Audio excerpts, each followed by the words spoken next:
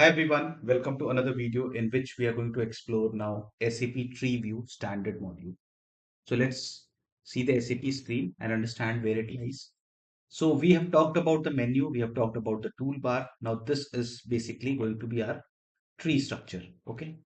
Now in tree structure, it depends. If you have selected menu and SAP menu, you will see something like this. If you click on user menu, you will see something like this.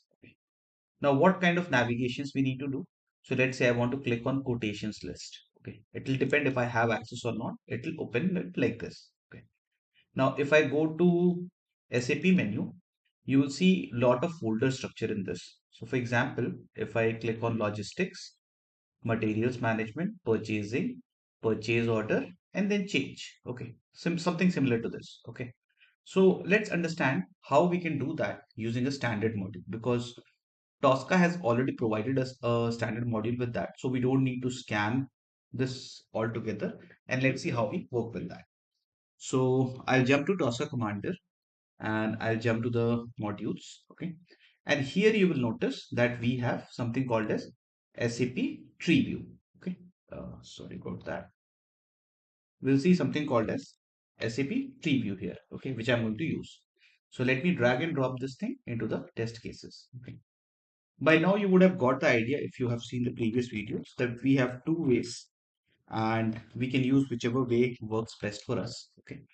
So if I open this, you'll see there is a hierarchical structure for this. Okay. So for example, here, let's say I want to click on SAP menu and then maybe click on financial services network controller, click on connect monitor. Okay. So all I need to do is I need to just mention that path here. Okay. So first of all, the starting point is SAP menu. So I'll copy this.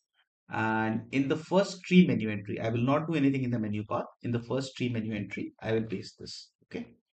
We'll remove the space. And then financial services controller. So I'll double click and I'll copy this and I'll put that value in the next structure. Okay. Remove the space. And then let's say I want to click on maybe pull messages. Okay. So let me copy this. Okay. And I'll paste this here. Okay. Now understand this thing. If I just have to navigate, okay. So you see, we are getting a message here that I'm not authorized to use this transaction. So what I'll do is, and this says something called pull. So I'll click on something else. So some other thing comes and we'll see our navigation. If it is giving us pull, we will be validating that our error message is perfect. Now, one thing to note here is if I am not going to mention the action mode as input, it is going to perform the navigation in the UI. However, it is not going to perform any action. So let's take a look at that. Let me right click and first of all, let's do one thing. Let's minimize this.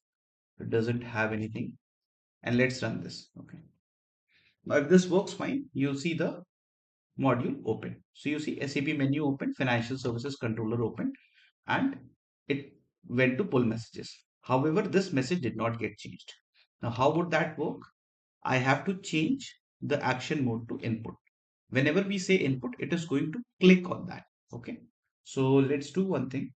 Let's minimize this again and then see we are going to get some message, error message, which says something called pull is what we have seen. So let's try this out. Now, if this works fine, we are going to get that. So you see, we are getting this pull error in the uh, status bar. Okay. Now, this was the first way to navigate to tree view. Let's see the second way. Okay. So let me search and add tested and I'll search for SAP tree view. Okay. Now in this, you don't need to worry about the menu entry. You just mention everything in the menu path. Okay. So let's say we'll do some little bit structure here. Okay. So let's say I'll want to go from SAP menu to logistics to materials management to purchasing to purchase order to change. Okay. And let's click on this. What happens? We are going to get ME to N message. Okay. So I can just keep on double clicking and copy pasting this. And how do you do that? You put a hyphen, you put an arrow. And what is after this? After this, it is coming under logistics. So I'll copy this and I'll put logistics here. Okay. It is not copying. Give me 1 second. Okay. Now after logistics, I want to go to materials management. Okay. So I'll double click on this. I'll copy this. I'll put it here. Okay. So let's, okay. Then I'll put a hyphen, an arrow sign, and you get the idea. But let me just complete this in case anyone wants to try this. Okay. So purchasing, I'll just write it down. Purchasing hyphen, and then purchase order. Okay. Now be very careful with this because this is very case sensitive. So if you do any error here, it is not going to work. Uh, so let me write change. Okay, change.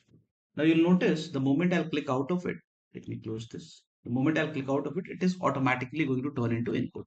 So you don't need to worry about that. And you see here, if I'm clicking on change, it is giving me ME22M. So let me bring some other error message and then minimize this and see if this actually works or not. So let's run this and we are expecting ME22N. So as you can see, that is also working successfully. Okay. Now, another thing is if let's say I go to this menu and I change this to user menu. Okay. Now here we have a long line like output from group of deliveries or quotation list or something of that sort or user menu for this. Okay. Now if you do not want to type this entirely, you can minimize it as well. Let me show you how we can do that. So here I'll write first way to navigate and this is our second way to navigate. Okay. And there is one more way actually. So if you want in this tree menu entry, instead of message putting the values here, you can put it in this section as well. So you can leave this as tree menu entry. You can mention it here as well. So that is the third way. But yeah, that is one more way. So let's see now this way. Okay.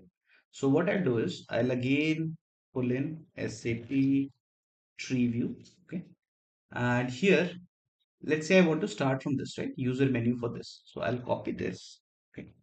And instead of mentioning this entirely, what I can do is I can remove this part and I can put an asterisk here. Okay. So that is also going to work.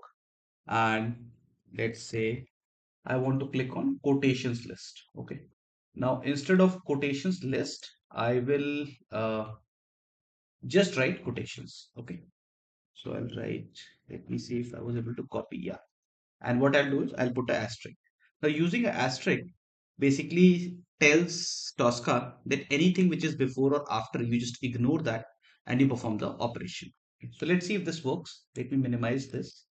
And if it clicks on quotation list, we are getting a new page. So we'll be able to validate that. So let's run this. So you see, it is able to click on the user menu and it is able to navigate here as well. So you can use this regular expressions as well. Uh, whichever part you want to ignore, you can ignore that as well. Okay. So this is going to be very helpful for us to perform end-to-end operations, but we understand first of all how to work with the tree view. In the next video, we are going to understand how to work with the status bar, and then we are going to start building our end-to-end test case as well. Because right now we are building in separate blocks. Then we'll understand end-to-end flow and how to build that as well. In case this video helped you, don't forget to like, share, and subscribe, and have a great day. Thank you. Bye bye. See you in the next video.